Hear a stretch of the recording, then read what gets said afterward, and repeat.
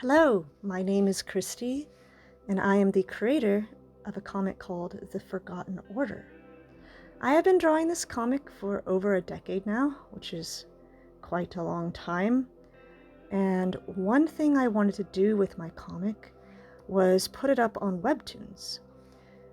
But in order to do that, I need to convert my comic from page format into the vertical scrolling so that it'll look and feel nice for the new readers there. My older files were done in Photoshop. I didn't get Clipstudio into my workflow until much later. So what I need to do is take my old Photoshop files, bring them into Clipstudio, and produce episodes from the older archives. So I thought in this video I could sort of go over my process that I've been doing to get my comic Webtoons ready. You can see here a Webtoon that I've just started. I've already taken the first few pages of this chapter and I've started to set up the panels. You can see that I also had a last time panel flashback at the top, and I have my title card that I use for every episode. So one thing I need to start thinking about is how I'm going to cut up my comic and put it in the vertical format. So this is just a quick example of what I've done so far, but let's get into how I actually do it. So I start with my Photoshop file, and I kind of take a look at the different elements of the page that I'm going to need to break apart and export. First off, I turn off all the speech bubbles, all the text. I'll turn off some of the smaller effects because those are going to be redrawn. The bigger effects that I think already work well, those I will actually export. And how I do that is you can simply right-click on a layer and export as a PNG.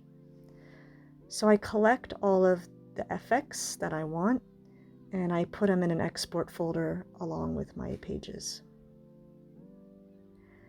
Then I will take the page, clean of bubbles, clean of text, clean of FX, and I will save that out also as one individual image.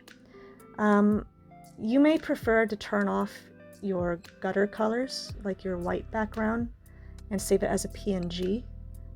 If it's easier for you to cut out the panels for the next step, but I usually just leave it on for now because it's easier for me. Alright, so now I have all my pages ready to go in a folder, all exported out. I have my FX ready as well, and I can open up Clipstudio and I can create a new episode and get started. So creating a new episode in Clipstudio is pretty straightforward. I think the only difference is that in my case, I use a smaller file size. I go for about 1200 width, and I make the height quite long, like 10,000, 20,000. This is because the file size is going to be a lot lower for this comic because I'm importing in JPEGs and PNGs. I'm not creating art with actual layers inside of the file. If you were going to do that, then it would need to be much smaller, or else your computer would probably not be able to handle it well. Also, out of habit, I always set the paper color to gray. This is actually to save my eyes. The bright white is quite intense, and I would recommend for anyone who spends hours and hours drawing on a computer that you try and save your eyes as much as possible. So if I'm going to have a white background, then I'll wait to make it white more towards the end of the process. So I have my episode ready. Now I'm going to open up my JPEGs into Clipstudio, and I'm going to grab the lasso tool, and I'm simply going to start cutting out the images and literally copying and pasting them into the file. Part of the process of bringing in the panels to the clip file is me having to figure out how much of the panel art I'm actually going to use. Because in some cases the panels don't fit nicely. I need to zoom in or I need to zoom way out. And I need to decide what parts of the panel are okay to crop. So in this first panel's case, I'm going to zoom in on Tristan in front of the bed, and I'm going to crop out the section to the right that has her stuffing her bag. Instead, I'm going to cut out that panel separately of her smushing stuff into the bag, and I'm going to place it below and add in the effects later. Then I'm just going to continue on bringing things into the file.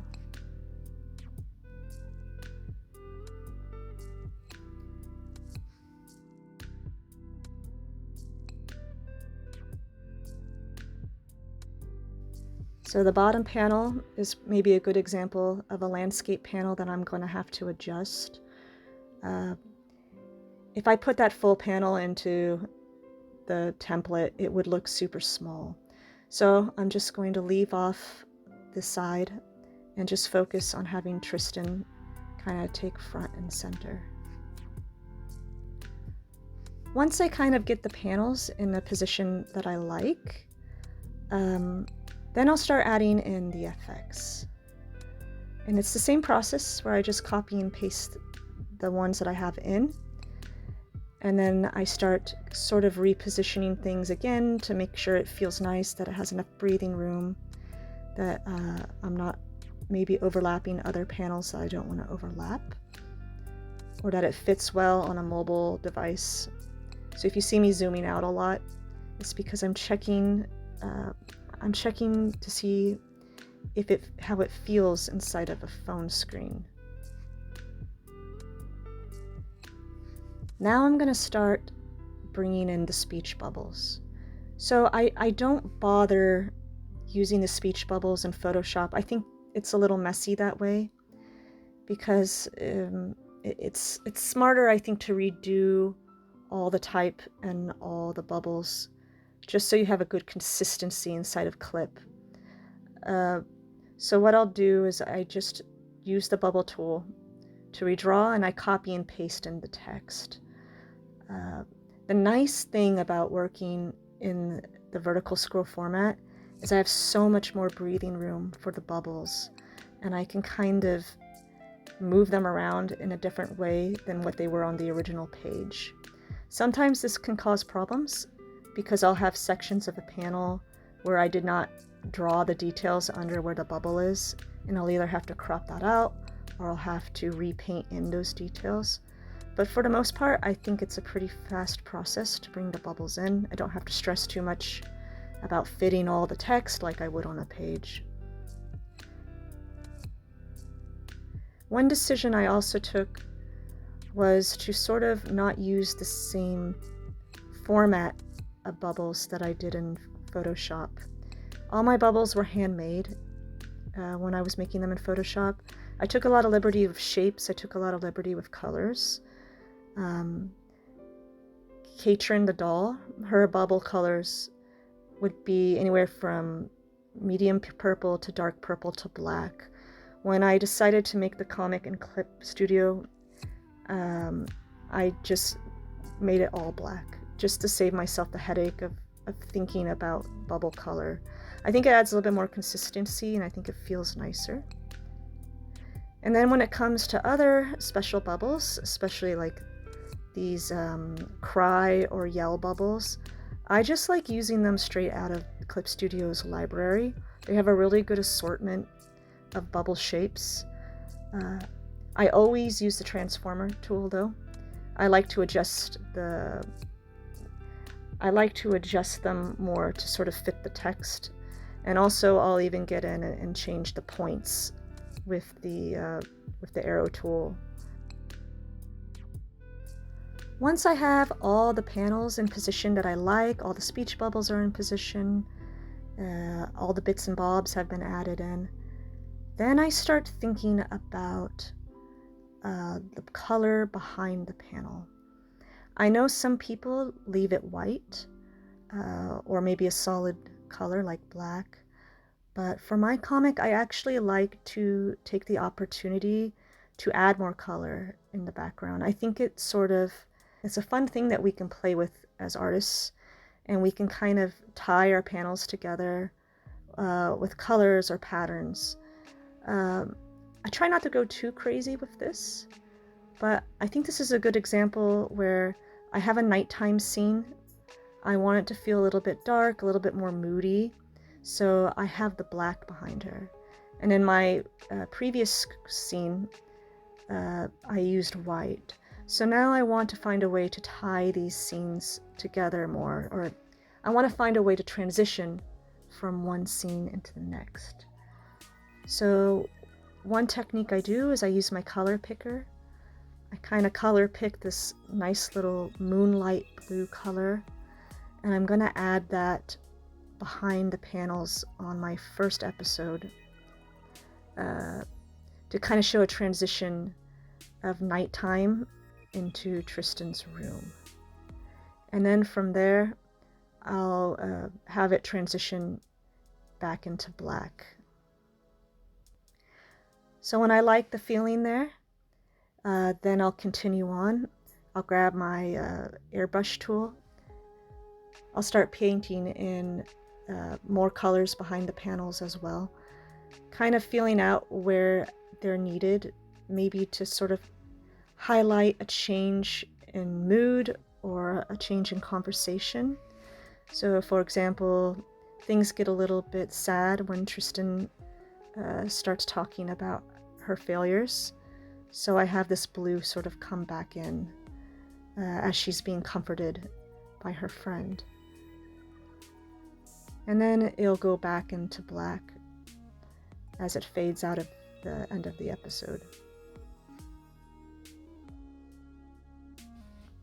Sometimes I'll add some embellishments also to the space behind the panels.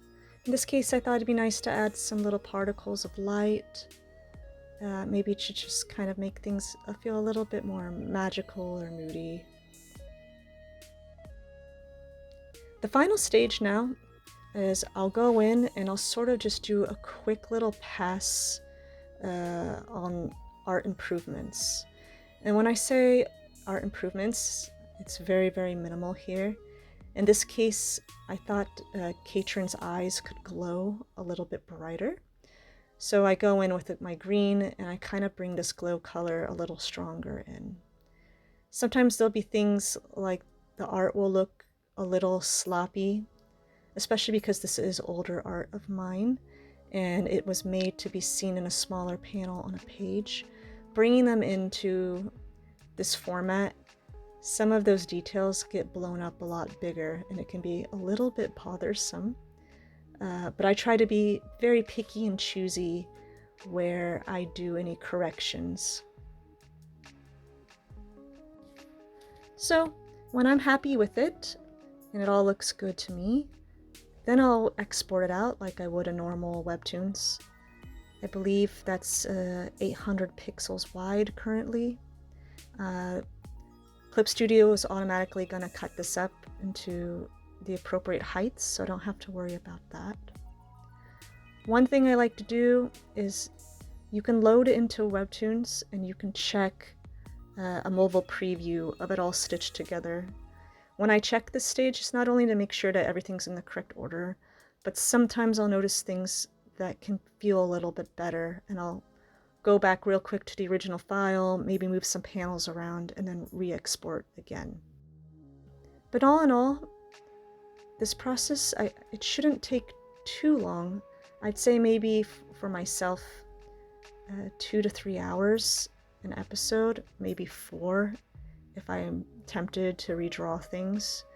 There have been a few cases where I've spent way longer on it, either to add in maybe more art to help fill in missing panels because it just didn't feel right in the vertical format, or maybe something was just old and I thought it was drawn pretty badly and I just had to redraw it. But at this point in my archives, luckily I'm not really redrawing too much anymore, so I'm kind of safe from that. But it is a temptation for sure, and it's one that maybe you don't want to fall into that trap too often. But yeah, that's my process. I'm slowly getting all of my comic onto Webtoons. I think I have about 500 pages now. My comic also is still ongoing. It's called The Forgotten Order. It's a fantasy comic, and it updates weekly on my website with pages. So you can get a weekly page, or you can wait a month and catch up on an episode format. But it's going to take some time for the Webtoons archive to catch up to where the comic currently is at. But if you want to read the whole thing now, you can at forgottenorder.com. Alright guys, I hope this helps you if you have your own comics that you need to bring into Clipstudio, and good luck on your projects!